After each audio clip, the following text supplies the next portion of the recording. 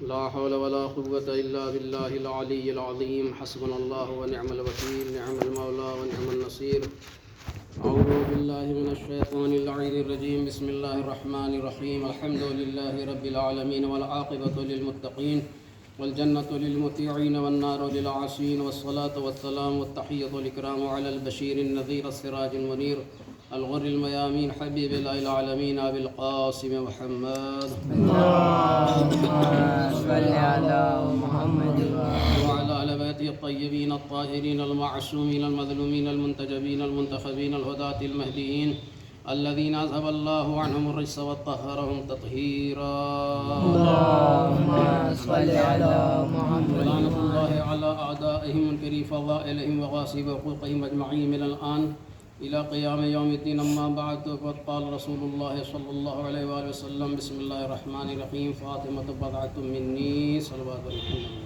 اللهم صل على محمد وآل محمد.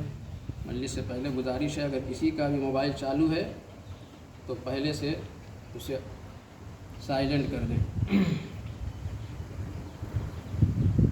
جس حدیث مبارکہ کی تلاوت کا شرف حاصل کیا ہے، اسی حدیث کی روشنی میں رات میں اور اسی حدیث کی روشنی میں دوپہر کی مجلس میں کچھ باتیں حضرات کی خدمت پیش کی. مجلس اس وقت قبرستان میں ہے، اس سلسلے میں گفتگو ہوگی، لیکن جو میری بات ادھوری رہ گئی ہے اسے 5-10 منٹ میں پورا کرنا چاہتا ہوں. فاطمہ میرا ٹکڑا ہے. جس نے اس کو اذیت دی اس نے مجھ کو اذیت دی، جس نے مجھ کو اذیت دی اس نے خدا کو اذیت دی. اس سلسلے میں دوپہر کی مجلس میں عرض کیا تھا کہ اذیت دینے والوں میں صرف غیر شیعی نہیں ہے، اذیت دینے والوں میں صرف دشمن زہرا ہی نہیں ہے، اذیت دینے والوں میں شیعہ بھی شریک ہے، اذیت دینے والوں میں بیوی کے چاہنے والے بھی شریک ہیں، اور وہ خواتین جو اپنی کنیزی کا دعویٰ کرتی ہیں وہ بھی شریک ہیں. یعنی ہر وہ کام جو مرضی محمد وآل محمد اور مرضی زہرا کے خلاف کیا جائے وہ سب اذیت کا سبب ہے. اسی میں کچھ بات عرض کی تھی اور یہاں تک رکی تھی بات کہ 99% خواتین اس ہندوستان کی یہی نہیں جانتی کہ پیر کا چھپانا بھی واجب ہے، اور دعویٰ کیا ہے؟ ہم کنیز زہرا ہیں. صاف دیا ہے کہ ہتھیلی اور چہرہ جتنا وضو میں دھلا جاتا ہے اس کے علاوہ سر سے پیر تک ہر عضو کا چھپانا خواتین کے لیے واجب ہے. حد یہ ہے کہ اگر ایک خاتون گھر میں جوائنٹ فیملی ہے، اس میں نماز پڑھ رہی ہے اور پیچھے دروازہ ہے اور پیر میں جراب نہیں پہنے ہوئے ہے اور کوئی نامحرم اس کے پیر کو دیکھ لے تو اس کی نماز باطل ہو جائے گی. عام حالات میں باہر نکلتے ہوئے بھی پیر کا چھپانا واجب ہے. ہوتا کیا ہے؟ اسلام کہہ رہا ہے، بات وہی آ گئی، اسلام جو کہہ رہا ہے اس پہ ہم عمل نہیں کر رہے ہیں، اسلام کے دشمن جو کہہ رہے ہیں اس پہ ہم عمل کر رہے ہیں، اسلام کے خلاف جو باتیں ہیں وہ ہمارے یہاں رائج ہیں. بہت سی باتیں عرض کی تھی، اس کے مقابلے میں برتھ ڈے کو بہت اہمیت دی جا رہی ہے. اب یہاں پیر کا چھپانا تو واجب ہے، اور شادی بیاہ میں اپنے سروں کا چھپانا، اپنے بدن کا چھپانا بھی واجب ہے، جبکہ وہاں کوئی محرم نامحرم کا خیال ہی نہیں رہ جاتا جب شادی ہوتی ہے ہمارے یہاں. چھپایا کیا جا رہا ہے؟ بیوی کے نام سے جو تھال ہوتی ہے اس کو چھپایا جاتا ہے. ارے بچہ بھی نہ دیکھنے پائے، ہوتا ہے کہ نہیں؟ بچہ بھی نہ دیکھنے پائے، کوئی جینٹس، چاہے وہ بچہ بھی جینٹس میں شامل ہے، وہ نہ دیکھے، اس کا سایہ بھی نہیں پڑنا چاہیے. اس میں وہ روٹی آتی ہے بیوی کے نام کی، اس میں برفی، اس میں زردہ، اس میں جو ہے گلاب جامن، رسگلہ، پیڑا سب آتا ہے. اس کو چھپایا جاتا ہے کس سے؟ جینٹس سے. اور جینٹس میں جو بچہ ہے وہ بھی نہ دیکھے، بچی دیکھ سکے مگر بچہ نہ دیکھے. جبکہ اسلام میں کہیں بھی حکم نہیں ہے کہ نیاز کے لیے جو سامان رکھا گیا ہے اسے تم چھپاؤ، بیوی کے جو تھال ہے اسے تم چھپاؤ، وہ روٹی چھپاؤ، وہ برفی چھپاؤ، وہ پیڑا چھپاؤ، وہ گلاب جامن چھپاؤ، وہ رسگلہ چھپاؤ۔ تو جس چیز کا حکم اسلام نے نہیں دیا ہے اس چیز کے پیچھے یہ عورتیں ہاتھ دھو کے پڑی ہوئی ہیں، اور جس چیز کا حکم دیا ہے اسے ماننے کو تیار نہیں ہے۔ سر ڈھانکیں گے یاد رہتا ہے، بدن ڈھانپیں گے، اور بدن بھی کیا، آج کا برقع بھی ایسا ہے کہ اس برقعے کا پردہ بھی واجب ہے، اس برقعے کا پردہ بھی واجب ہے۔ اور آج جو سماج میں برقع چلا ہے وہ آپ حضرات کی کمی کی وجہ سے، آپ نے چھوٹ دے رکھی ہے، آپ کچھ نہیں بولتے، اس لیے وہ نقاب ایسا چست پہ چست ہوتا چلا جا رہا ہے، جبکہ اسلام نے کہا کہ عورت کے لیے نقاب و برقع ایسا ہونا چاہیے جس سے بدن کا خاص خاص حصہ ظاہر نہ ہو۔ لیکن آج نقاب کو بھی شرعی حکم نہیں بلکہ فیشن بنا کے پہنا جا رہا ہے، اور جو جتنا چست پہنے وہی اپنے آپ کو بہت بہترین سمجھتا ہے کہ میرا نقاب سب سے اچھا ہے۔ ایک ایک عضو ظاہر ہوتا ہے اس نقاب پہ، اس نقاب کا بھی پردہ واجب ہے۔ اگر ہماری خواتین ایسے نقاب پہن رہی ہیں تو اس کے ذمہ دار آپ سبھی حضرات ہیں، اس کا گناہ آپ کے اوپر ہے، اگر بیٹی ہے تو باپ کے اوپر، اگر بیوی ہے تو شوہر کے اوپر اس کا گناہ ہے، لہذا اس کو بند کریں۔ میں نے پھر بات کی، یہ ایک جنرل گفتگو ہے میری، ایک جنرل گفتگو ہے میری، ہر جگہ جہاں جہاں بھی شیعہ رہتے ہیں، ہندوستان میں، گجرات میں، سب کی جگہ ملا کر میں یہ بات کر رہا ہوں۔ ہمارے یہاں بھی ایسا ہے تو اسے ختم کرنے کی کوشش کرنا چاہیے۔ ایک چیز یہ رہی کہ پیر کا چھپانا واجب، اور پردہ ایسا ہو کہ بدن کا کوئی حصہ ظاہر نہ ہو۔ لیکن آج نقاب تو نقاب، گھروں میں بھی ایسے ایسے لباس آ گئے ہیں کہ باپ کا اور بھائی کا سر بھی شرم سے جھک جائے۔ ایک ہوتا ہے لحاظ اور ایک ہوتا ہے واجب پہ عمل۔ واجب پہ عمل یعنی نامحرم سے اپنے آپ کو چھپانا، اور ایک ہوتا ہے لحاظ بیٹی کے لیے اور بھائی کے لیے، وہ ایسا لباس نہ پہنے اپنے بھائی کے سامنے، اپنے باپ کے سامنے، کہ جس سے جسم کے حصے بالکل صاف صاف دکھائی دے۔ اور آج کل ایسے لباس چل رہا ہے، وہ چپٹا وہ بدن سے چپٹا ہوا لباس، ایک دم ہر شیعہ کے گھر میں جیسے آندھی چلتی ہے نا کہ آندھی کا پتا پہنچ جاتا ہے، ویسے ہر شیعوں کے گھر میں ایسے ہی لباس چالو ہو گئے۔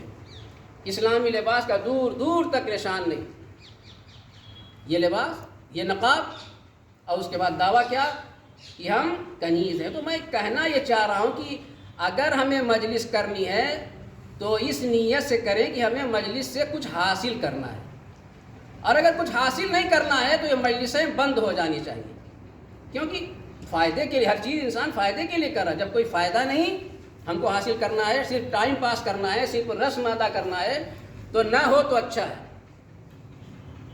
مجلس میں آئے سننے والا تو اسٹوڈنٹ بن کر آئے، دوپہر میں عرض کیا تھا، تبھی اسے کچھ حاصل ہوگا، اور اسٹوڈنٹ بن کے نہیں آئے گا تو کبھی کچھ نہ اس کے دل میں ہوگا کہ میں کچھ حاصل کروں، نہ کچھ لینے کا طلبگار ہوگا۔ اب ایک اور بات ہے جو ہمارے عورتوں کے درمیان، ہندوستان میں تو ہمارے گجرات میں بھی کئی جگہ میں نے بیوی کا تابوت زور دے کر نکلوایا، میں نے نہیں، بیوی کا تابوت مرد نہیں اٹھا سکتے۔ مولا علی کا تابوت نامحرم عورت اٹھا سکتی ہے، امام حسین کا تابوت نامحرم عورت اٹھا سکتی ہے، امام حسن کا تابوت نامحرم عورت اٹھا سکتی ہے، چوتھے امام کا تابوت نامحرم عورت اٹھا سکتی ہے، بیوی کا تابوت مرد نہیں اٹھا سکتا۔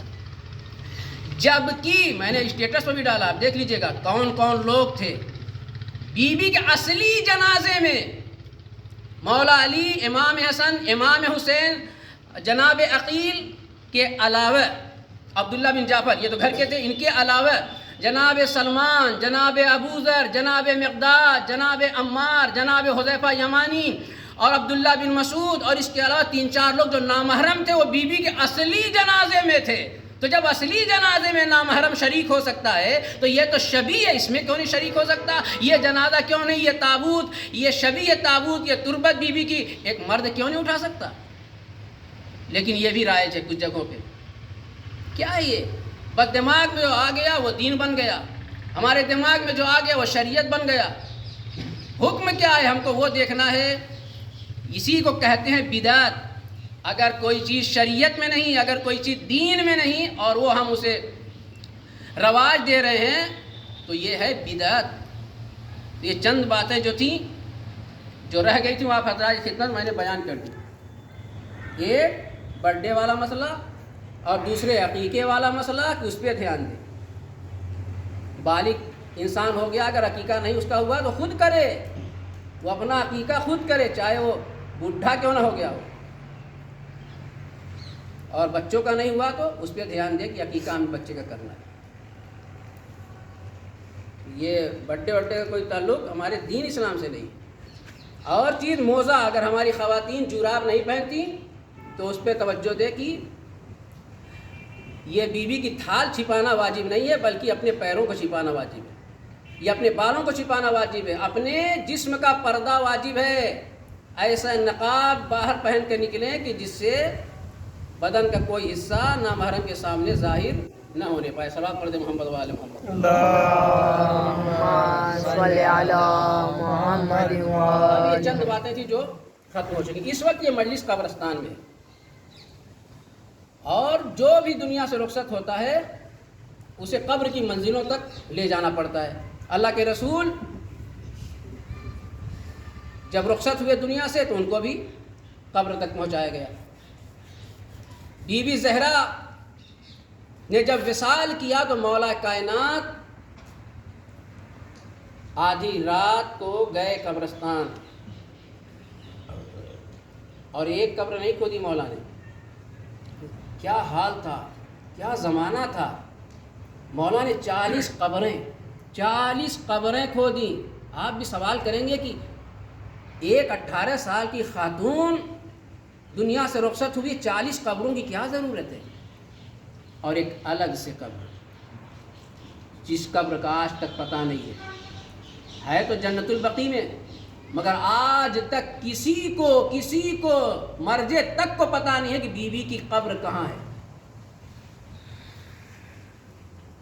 آیت اللہ مرشی نے ایک چلہ کیا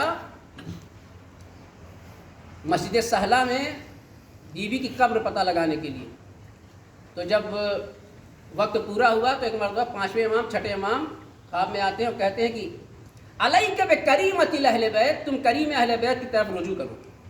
تو آیت اللہ مرشی یہ سمجھے کہ بیوی کی طرف، کہا میں انہی کی قبر تلاش کرنے کے لیے میں نے چلہ کیا ہے۔ بڑے عظیم مرجع آیت اللہ مرشی گزرے، کہا ہماری مراد فاطمہ معصومہ قم سے ہے، تم ان سے رجوع کرو، کیونکہ اللہ نے مصلحت کے تحت بی بی فاطمہ زہرا سلام اللہ علیہا کی قبر کو چھپا رکھا ہے اور اس قبر کی جلوہ گاہ بی بی معصومہ قم کو قرار دیا ہے۔ اب جو بھی تم وہاں حاصل کرنا چاہتے ہو وہ بی بی معصومہ قم کے روضے پہ جا کے حاصل کرو، بالکل وہی جلوہ، وہی کرامات، وہی سارے فائدے اس قبر میں ملیں گے جو قم میں موجود ہے۔ آیت اللہ مرشی وہاں سے چلے گئے اور زندگی بھر بی بی معصومہ قم کے پڑوس میں رہنے لگے، وہیں کی لائبریری بہت مشہور۔ تو آج تک کسی کو بی بی کی اصلی قبر کا پتہ نہیں۔ زمانہ کتنا پراشور تھا، کتنا خراب زمانہ تھا۔ کسی نے سوال کیا مولا 40 قبر کی کیا ضرورت؟ مولا نے کہا، یعنی بلکہ کسی نے کیا سوال کیا، بی بی زینب نے سوال کیا، جب پلٹ کے آئے کہا بابا کہاں چلے گئے تھے، ہم لوگ اکیلے کب سے گھر میں ہیں، ماں کا جنازہ پڑا ہوا ہے۔ کہا بیٹی میں قبر کھودنے کے لیے گیا، 40 قبریں کھودی ہیں اور ایک الگ سے۔ کہا کہ یہ 40 قبریں کیوں کھودی؟ کہا بیٹی مجھے ڈر ہے کہ جن لوگوں نے آگ لکڑیاں دروازے پہ جمع کر دیں، بی بی بطول کے اوپر جلتا ہوا دروازہ گرا دیا، مجھے یقین ہے کہ وہ قبر بھی کھودیں گے۔ اور ایک وقت ایسا آیا رسول خدا نے پیشین گوئی کی تھی کہ ایک زمانہ ایسا ہے اور ہوشیار رہنا کہ جب علی مٹی کے گھوڑے پہ سوار ہو اور اس کے ہاتھ میں ننگی تلوار ہو اور اس کے منہ سے جھاگ نکل رہی ہو تو اس سے ہوشیار رہنا۔ یہ لوگ چلے تھے کہ بیوی کے جنازہ نکالیں گے، ہم لوگ نماز جنازہ پڑھیں گے۔ تو یہ وہی وقت تھا جس کے لیے پیغمبر نے فرمایا تھا۔ لہذا آج تک کسی کو اس قبر کا پتہ نہیں ہے، تو جنت البقیع میں، لیکن آج تک کسی کو اس قبر کا پتہ نہیں ہے، اور زمانہ اتنا خراب تھا کہ مولا کو 40 قبریں بنانی پڑی. صلوات پڑھیے محمد وآل محمد. اللہم صلی علی محمد. اب اس وقت ہم قبرستان میں بیٹھے ہوئے ہیں تو معصوم کا حکم ہے کہ جب تم قبرستان جاؤ تو پہلے سلام کرو. زندوں کو بھی سلام کرنا ہے، ائمہ اطہار کے روضے پہ جاؤ تو بھی سلام کرنا ہے، اور قبرستان جاؤ تو بھی کو السلام علیکم یا اہل القبور انتم لنا فرۃ ونحن انشاء اللہ بکم لاحقون. اے قبر والو، تم پر ہمارا سلام ہو، تم تو ہمیں چھوڑ کے چلے گئے، اب ان قریب انشاءاللہ ہم بھی تم سے ملنے والے ہیں. یہ جملہ دیکھیے، سلام کے ساتھ ساتھ اللہ جگانا چاہتا ہے، معصوم جگانا چاہتے ہیں کہ سلام کے ذریعے تم تو چلے گئے، اب ان قریب انشاءاللہ ہم بھی تم سے ملنے والے ہیں. جب یہ ذہن میں رہے گا ہم بھی ملنے والے ہیں، پھر انسان ایک مرتبہ بیدار ہو جائے گا، جاگ جائے گا کہ آج سے پہلے جو ہمارے درمیان تھا وہ منو مٹی کے اندر اس وقت سو رہا ہے.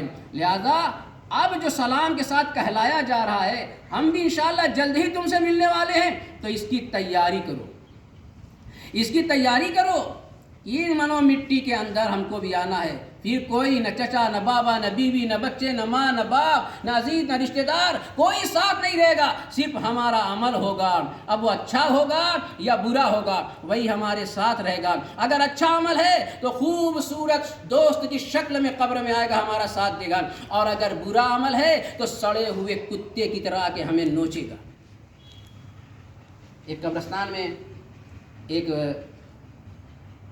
وہ رہتا تھا دیکھ بھال کرنے والا، اس نے پوچھا اتنے دنوں سے تم قبرستان میں کبھی کچھ دیکھا تم نے؟ کہا ہاں ابھی قریب ایک جنازہ دفن کیا گیا تھا، میں نے دیکھا تھوڑی دیر کے بعد کہ ایک خوبصورت شکل قبر کے پاس آئی اور وہیں جا کے غائب ہو گئی، اور اس سے خوشبو ایسی نمودار ہو رہی تھی کہ میں نے آج تک ایسی خوشبو نہیں سنی.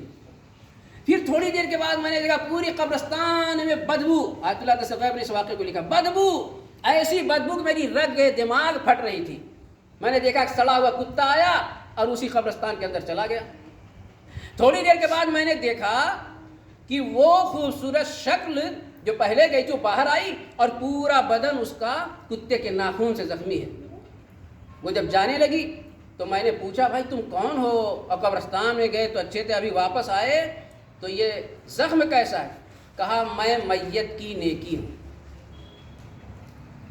اللہ نے ہم کو حکم دیا تھا کہ جاؤ اس کی مدد کرو.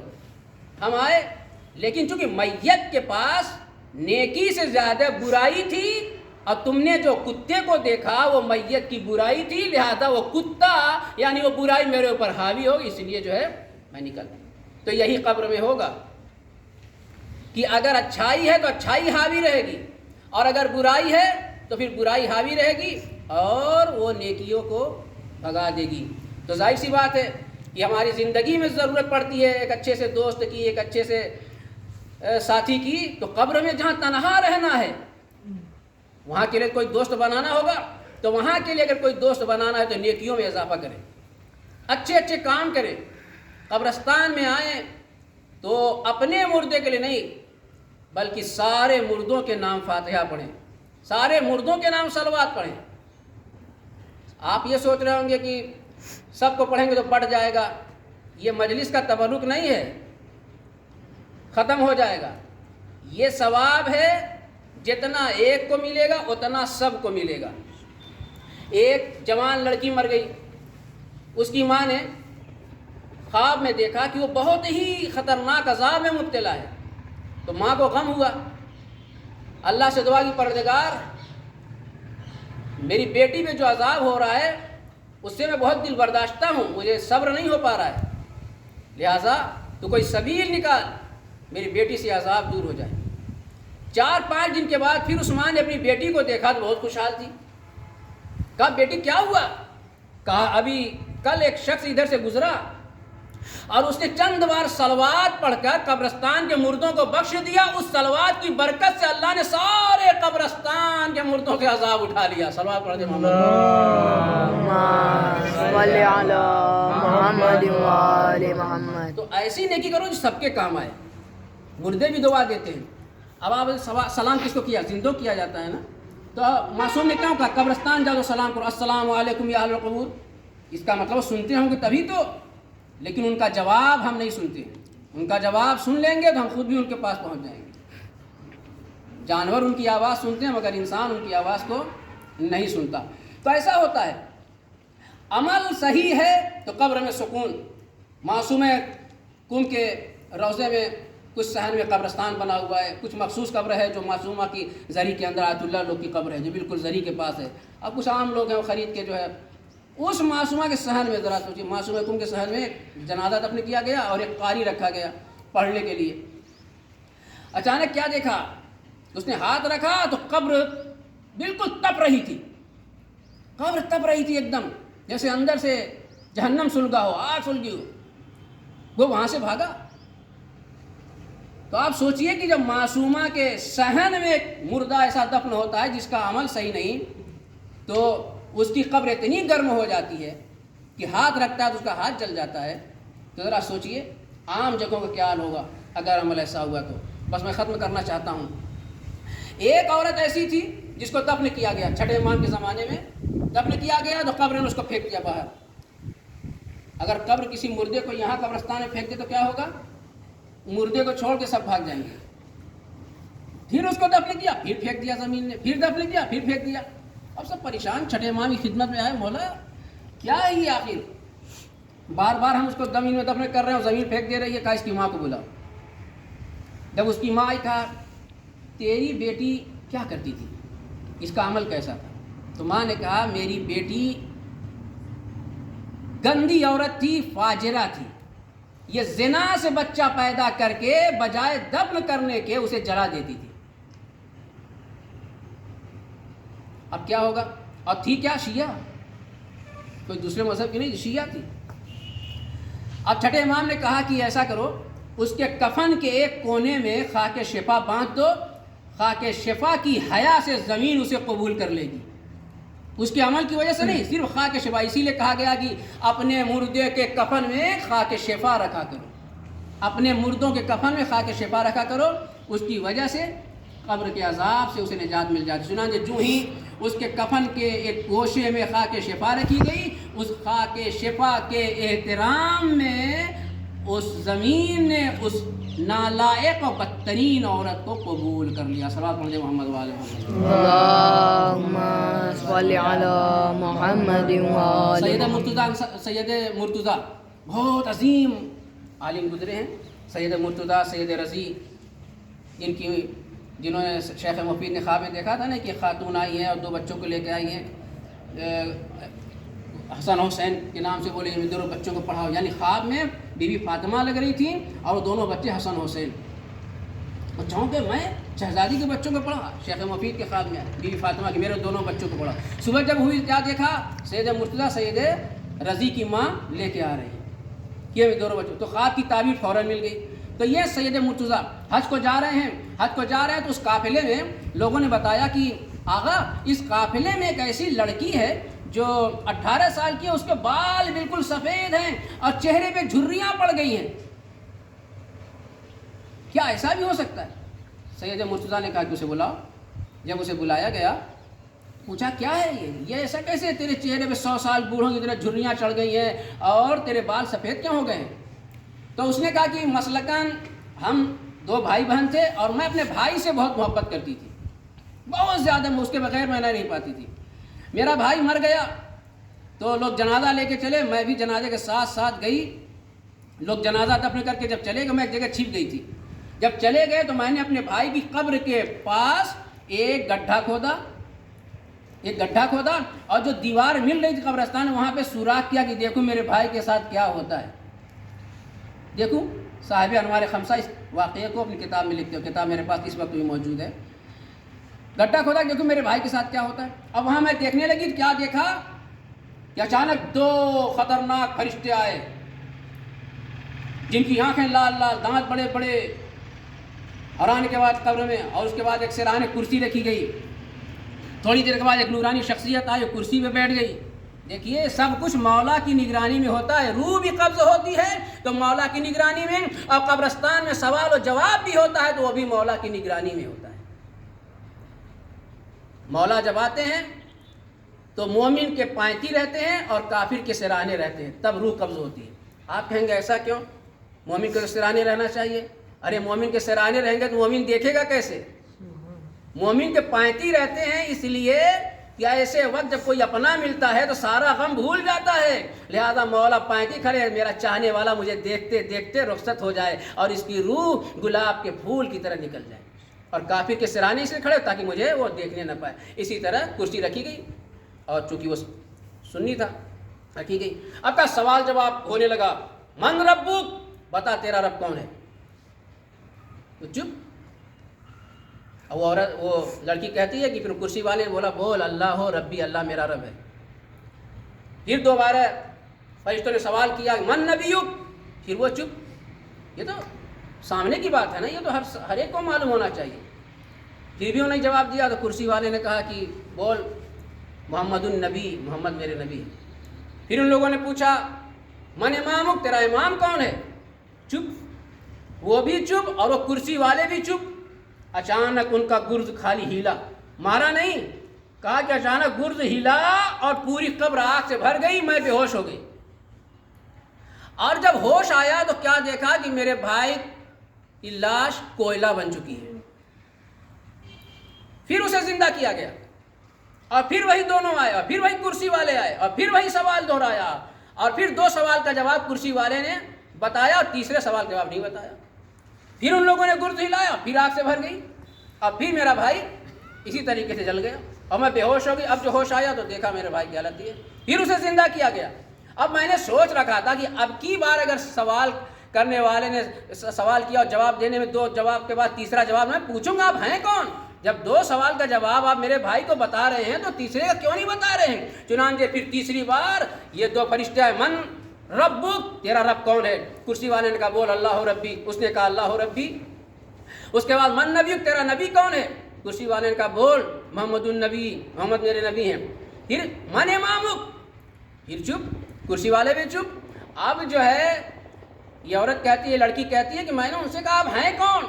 آخر آپ اللہ کے بارے میں بتا رہے ہیں، نبی کے بارے میں بتا رہے ہیں، تو جب تیسرا سوال ہوتا ہے تو آپ چپ کیوں ہو جاتے ہیں؟ ایک مرتبہ کرسی والے کہتے ہیں کہ تیرا یہ بھائی جو ہے جس کو امام مانتا ہے وہ خود بتائے، یہ مجھ کو امام نہیں مانتا اس لیے میں چپ ہوں، یہ جس کو امام مانتا ہے اسے بلا لے یا اسے بتائے۔ تو عزیزان محترم، قبر میں ہم جس کو امام مانیں گے وہی قبر میں آئے گا، تو ہم کہتے خوش نصیب ہے کہ ہمارا مولا آقا علی ابن ابی طالب ہے، وہ تو قبر ہماری مدد کو آئے گا۔ تو اس کے بعد کیا ہوا کہ پھر جو ہے فرشتوں نے پھر اس کا کام پھر ویسے ہی جو ہے گرد لایا اور کام تو یہاں تک کہ تھوڑی دیر وہ لوگ کہاں گئی، اتنے میں اس کے گھر والے بھی آ گئے۔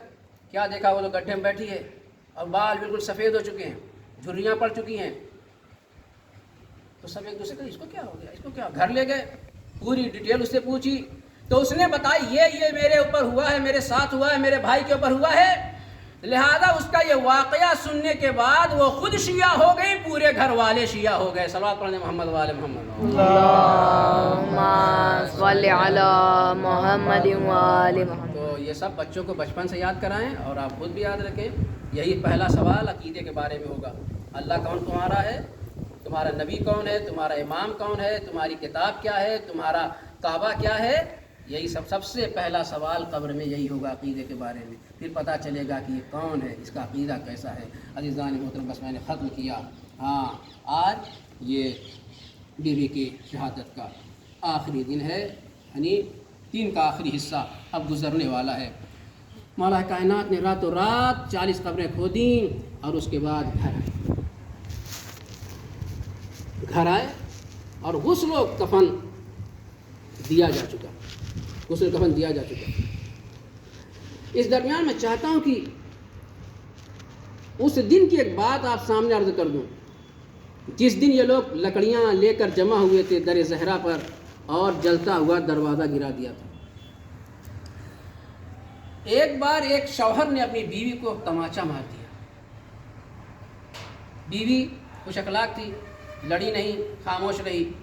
شوہر گیا اپنے کام پہ، کام سے آیا تو اس کو افسوس ہوا، یار بیکار مار دیا، غصہ آ گیا، آیا فوراً بیوی سے معافی مانگی، کہا مجھے معاف کر دو، غصہ آ گیا تھا، میں نے تمہیں تماشا مار دیا تھا۔ بیوی نے کہا ٹھیک آپ میرے شوہر ہیں، ایک بار غلطی ہو جاتی ہے میں معاف کرتی ہوں، لیکن اتنا دھیان رکھیے گا آئندہ کہ جب بھی مارنا ہو تو بچوں کے سامنے مت ماریے گا، جب بھی آپ کو مجھے مارنا بچوں کے سامنے مت ماریے گا، ایک تو شرمندگی ہوتی ہے اور دوسرے بچی دیکھیے جب سے آپ نے مارا سہمی ہوئی ہے۔ ارباب اعضاء جس وقت زہرا پہ ظلم ہو رہا تھا، جس وقت کوڑے برسائے جا رہے تھے، جس وقت درے لگائے جا رہے تھے، ارے امام حسن امام حسین جناب زینب جناب ام کلثوم اپنی آنکھوں سے یہ منظر دیکھ رہی تھی، کیسے برداشت کیا ہوگا کہ چاہ کر بھی جو ہے ماں کی حفاظت نہیں کر سکتی، چاہ کر بھی ماں کو بچا نہیں سکتی ہیں۔ یہی وہ منزل تھی کہ جس وقت جو ہے جناب زہرا نے آواز دی فضا، اے فضا خبر لو، ارے میرے شکم میں محسن کی شہادت ہو گئی ہے۔ اجرکم اللہ، آپ کے ذہن میں سوال پیدا ہو رہا ہوگا کہ آخر مولا کیوں نہیں نکلے؟ جنہوں نے خیبر فتح کیا، جنہوں نے خندق فتح کیا، آخر مولا نکلے کیوں؟ عزیزو، مولا قرآن جمع کر رہے تھے، رسول خدا نے وصیت کی تھی اے علی میرے بعد ایسے ایسے حالات تم پر آئیں گے، لہذا تم صبر کرنا، لہذا وصیت رسول پہ علی عمل کر رہے تھے، صبر کرنے کی وصیت کی تھی اللہ کے رسول نے، اس لیے جو ہے علی صبر کیے ہوئے تھے، ورنہ کیا مجال کسی کی جو علی کے ناموس پہ جو ہے انگلی اٹھائے، کیا مجال در زہرا میں کوئی لکڑی لے کے جمع ہوئے، یہ علی کے صبر کا ناجائز فائدہ اٹھایا جا رہا تھا۔ اس کے بعد دوسری منزل وہ آتی ہے جب علی کے گلے میں رسی کا پھندا ڈالا گیا۔ کوئی بھی عام بیوی اپنے شوہر کے ساتھ ایسا سلوک برداشت نہیں کر سکتی۔ کھینچ کے مولا خود فرماتے ہیں مجھے مدینے کی گلیوں میں اس طرح کھینچ کے لے جایا جا رہا تھا جیسے اونٹوں کو لے جایا جا رہا ہے، میرا مولا کہہ رہا ہے۔ جیسے شہزادی باہر نکل آئے حسن حسین کو لے کر، چند قریش کی عورتیں تھیں، ارے ابو الحسن کو چھوڑ دو ورنہ اپنے سر کے بالوں کو بکھرا دوں گی اور بد دعا کروں گی، رسول خدا سے فریاد کروں گی۔ ایک مرتبہ مولا نے کہا اے سلمان جاؤ زہرا کی خبر لو، ورنہ میں دیکھ رہا ہوں مدینے کی دیواریں بلند ہو رہی ہیں۔ سلمان آئے، اے بنت رسول، اے شہزادی گھر چلیے۔ کہا سلمان دیکھ نہیں رہے ہو علی کے ساتھ کیا ہو رہا ہے؟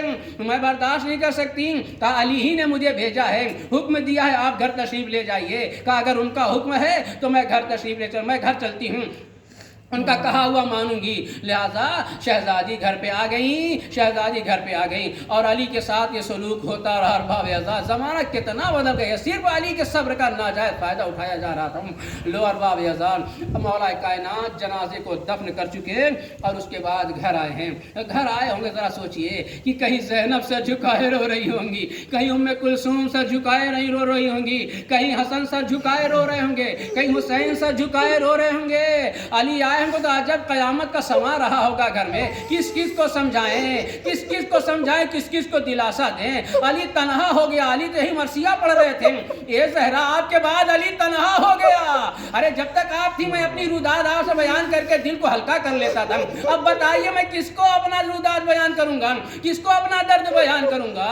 مولا دفن کر چکے تو رسول خدا سے مخاطب ہو کے کہتے ہیں اے اللہ کے رسول، اب علی کی زندگی اجیرن بن چکی ہے، آپ کا جانا شاد تھا، اب خود بنت رسول فاطمہ زہرا بھی دنیا سے رخصت ہو گئی، اب علی تنہا ہو گیا ہے۔ ہاں ارباب اعضاء یہ دن گزر گیا، بلال جو رسول خدا کے مؤذن تھے وہ یمن چلے گئے۔ ایک دن خواب میں رسول خدا کو جناب بلال نے دیکھا، رسول خدا بلال کے خواب میں آ کے کہتے ہیں بلال سب نے تو در زہرا کو چھوڑ دیا، تم نے بھی چھوڑ دیا۔ ایک مرتبہ جناب بلال کہتے ہیں یہ اللہ کے رسول ایسے ایسے حالات میں نے دیکھے، اہل بیت کے ساتھ برا سلوک دیکھا، میں نے طے کر لیا کہ اب کبھی مدینے نہ جاؤں گا۔ اللہ کے رسول کہتے ہیں اے بلال جاؤ، زہرا میری بیٹی تمہارا انتظار کر رہی ہے، بلال چلے جاؤ۔ ایک مرتبہ بلال نے کہا ٹھیک ہے اللہ کے رسول آپ کا حکم ہے تو میں جاتا ہوں۔ ادھر بلال مدینے بس ختم کیا، ادھر بلال مدینے آئے، ہر طرف شور، ارے رسول خدا کا مؤذن آیا ہے، یہاں تک کہ یہ بات جناب زہرا کے کانوں تک بھی آئی۔